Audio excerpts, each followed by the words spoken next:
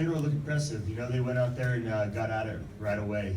And Chill got in his face, started putting that pressure on him. Fedor was throwing back hard, you know, and he's throwing those 3, 4, 5 punch combos.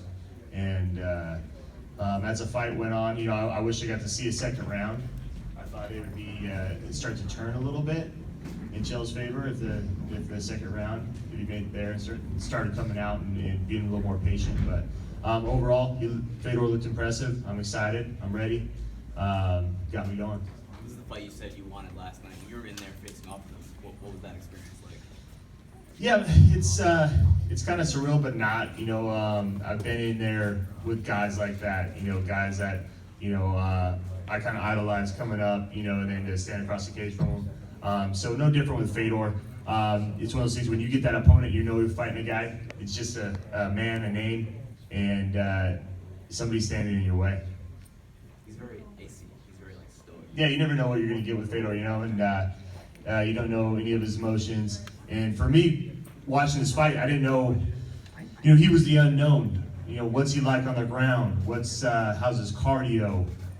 We didn't get to see much in that first fight, you know, and so we saw a little bit. We saw one round in this fight. That's why I said I'd like to see it go to the second round.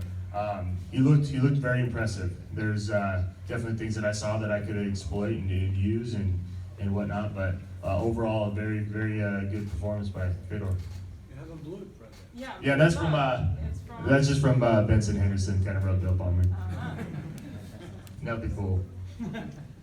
Ryan, Chael said that he thinks he put out a few blueprints for you to use in your fight against Fedor. Did you see anything that you feel you could use in your fight? Well, yeah, Chael took him down with a kind of a single leg, you know, like a low single, you know, so that balance there. It's crazy because Fedor showed incredible balance in certain positions, but then got taken down by like kind of a low single, you know, and had his feet together. My shot's a little different than Chael's. You know, I'm trying to either blow you off your feet or I don't get it and try to stay in a good position. I never like to be anywhere with my knees on the mat shooting at all, you know, and so definitely, you know, I saw some things there. I saw, you know, they were both kind of getting a little tired there because it was a frantic pace. I thought Chael would have, his energy would have come back to him because it was just more of like a kind of all right, here we go. I tried this, it wasn't working, kind of panicking a little bit, but then I saw it kind of come back a little bit. So Fedor definitely was breathing hard too and was kind of resting in positions. But so yeah, I saw some stuff. Fedor always keeps his hands low. You know, he gets tagged. I think he got hit with a little up kick. You know, kind of felt it a little bit, but you know, he's throwing bombs.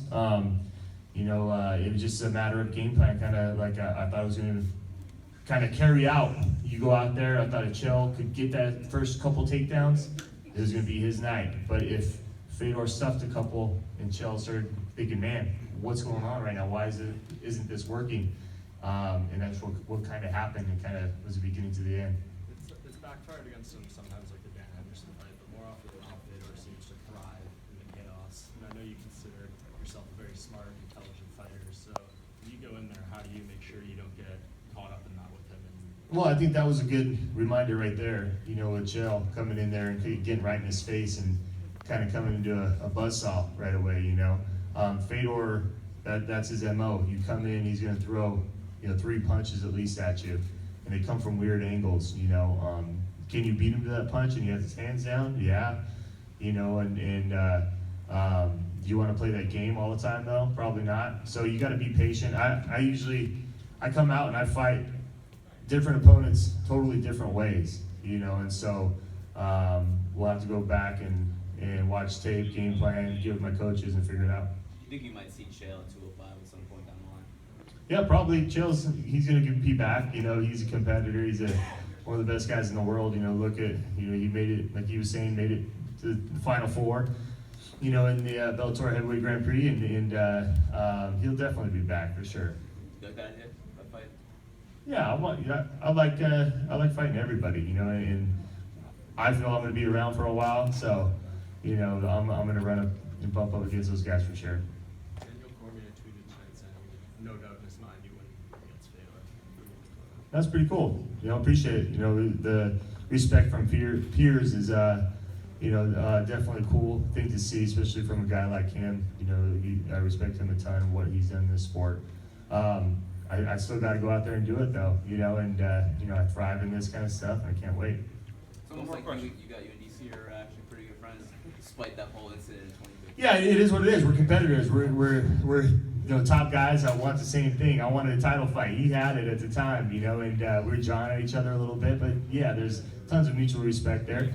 Coming from the wrestling world, what he's done, and then what he's done in the MMA world, I want to kind of do the same thing he just did. The double champ there. So a lot of respect there. All right, we get a couple